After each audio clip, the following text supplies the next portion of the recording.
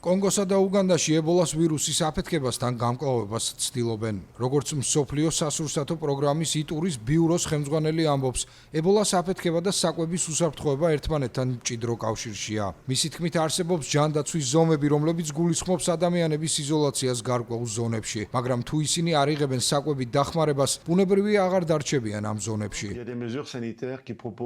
არსებობს ჯანდაცვის ზომები, რომლებიც გულისხმობს ადამიანების განთავსებას იზოლირებულ სივრცეში, მაგრამ თუ ეს ადამიანები საკვების დახმარებას არ მიიღებენ, ისინი შეზღუდვის ზონაში არ დარჩებიან. ისინი ამ ტერიტორიებს დატოვებენ და საკვების საძებნელად სხვა განწავლენ. მათ ბაზრებში მოუწევთ შესვლა. ამ გადადგილებით მათ შეუძლიათ სხვა ადამიანების დაინფიცირება.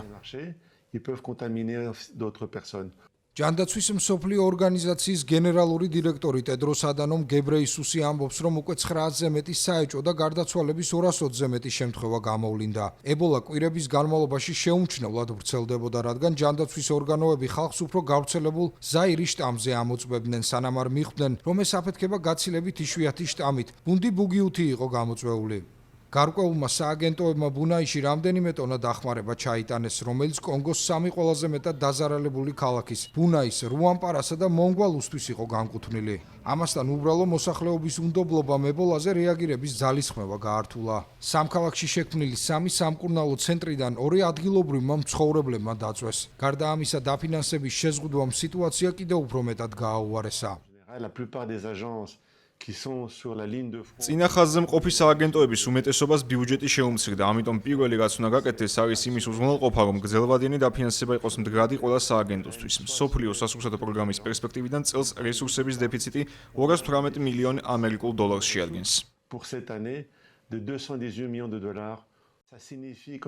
რესურსების არარსებობის შემთხვევაში პრიორიტეტების განსაზღვრა მოგვიწევს. ჩვენ ვერ შევძლებთ ყველასთან მიღწევას. ჩვენ უკვე გვყავს ადამიანები, რომელთაც საკვებით დახმარება სჭირდებათ. ზოგჯერ რთული არჩევანის გაკეთება მოგვიწევს მათ შორის, ვისაც საკვები ესაჭიროება და ვისაც ებოლასთან დაკავშირებით დახმარება სჭირდება. ჯანდაცვის ექსპერტების აზრით, გასულ წელს შეერთებული შტატებისა და სხვა მდიდარი ქვეყნების მიერ საერთაშორისო დახმარების შემცირებამ აღმოსავლეთი კონგო მნიშვნელოვნად დააზარალა. რამაც შეამცირა რეგიონის შესაძლებლობები ინფექციური დაავადებების გავრცელების წინააღმდეგ რეაგირებაზე. ჰუმანიტარული ჯგუფები აცხადებენ, რომ მათ არ აქვთ საჭირო რესურსი, მაგალითად სახის დამცავი ფარები და შესაბამისი აღჭურვილობა ჯანდაცვის მუშაკების ინფექციისგან დასაცავად. ასევე ტესტირების ნაკრებები, ცხედრების ტომრები და მასალები, რომლებიც საჭიროა გარდაცვლილთა უსაფრთხო დასაკრძალად, რადგან სხვა შემთხვევაში ცხედრებისგან შეიძლება ადვილად გავრცელდეს ვირუსი.